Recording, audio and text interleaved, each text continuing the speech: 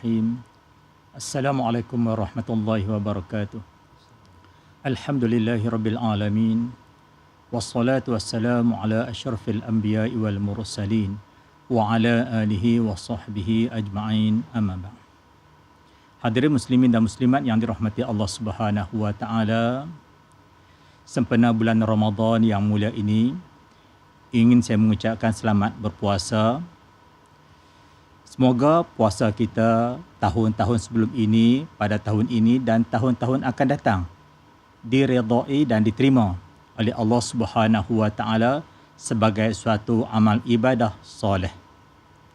Hadirin muslimin dan muslimat yang dirahmati Allah Subhanahu wa taala, berkaitan dengan ibadah puasa, adanya syarat-syarat tertentu untuk sahnya. Antaranya yang saya ingin sentuhkan di sini berkaitan dengan untuk sah puasa, mesti tidak melakukan perkara-perkara yang membatalkan puasa. Antara perkara-perkara yang membatalkan puasa, yang pertama, berjima di siang hari dengan sengaja.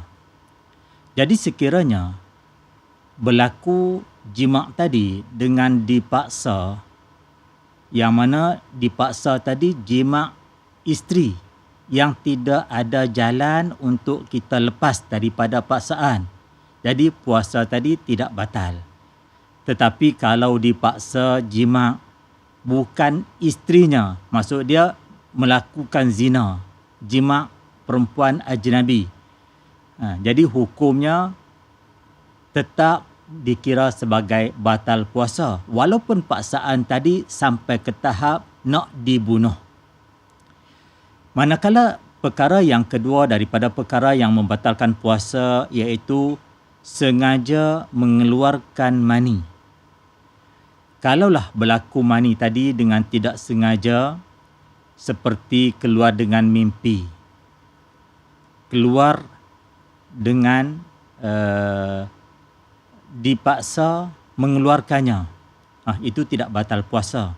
Dan begitu juga sekiranya keluar mani tadi dengan cara tilikan kepada perempuan ataupun menyentuh kepada perempuan yang mahramnya, itu pun tidak dikira batalnya puasa.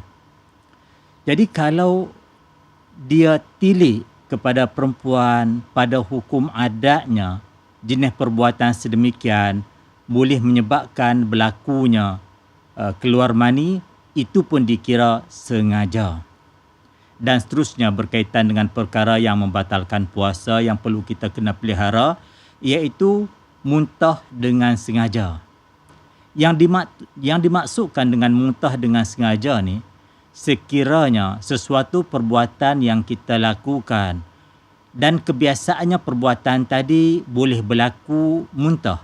Contohnya, orang yang gosok gigi, dan kebiasaan kalau dia gosok gigi selepas mana fajar, selepas mana dah terbit matahari, waktu siang, jadi boleh berlaku muntah sedemikian.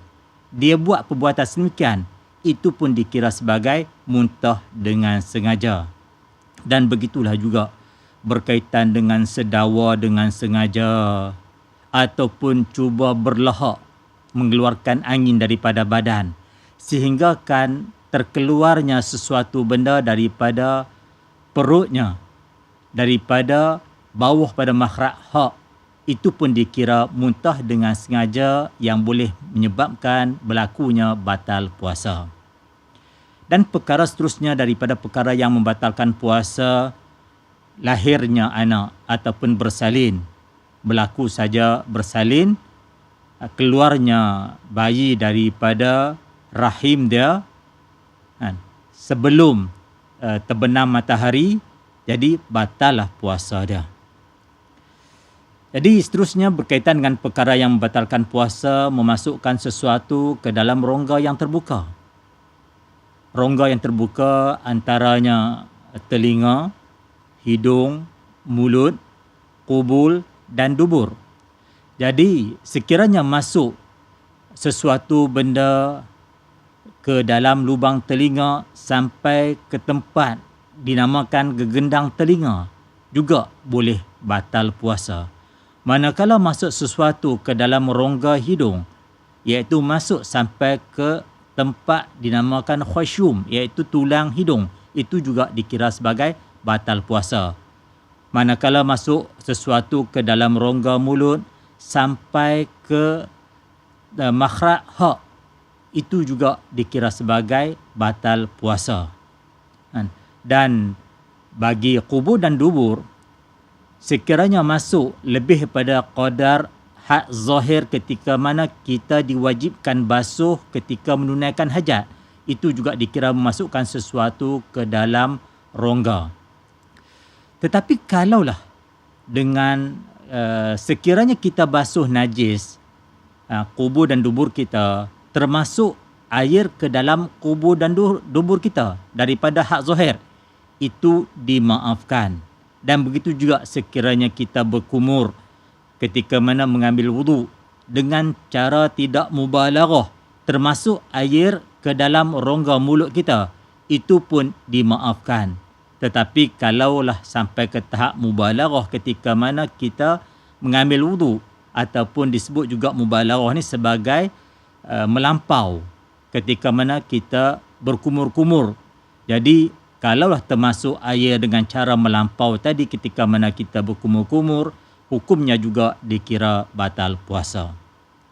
Dan seterusnya perkara yang membatalkan puasa iaitu datangnya haid ataupun nifas bagi perempuan. Jadi walaupun berlaku di akhir waktu hampir-hampir berbuka puasa, berlakunya haid, berlakunya nifas, itu juga boleh menyebabkan batalnya puasa dan wajib diqadanya selepas pada Ramadan nanti.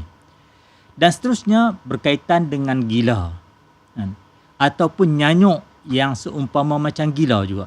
Jadi golongan yang nyanyuk, yang gila, yang hilang ingatan, itu juga boleh menyebabkan batal puasa.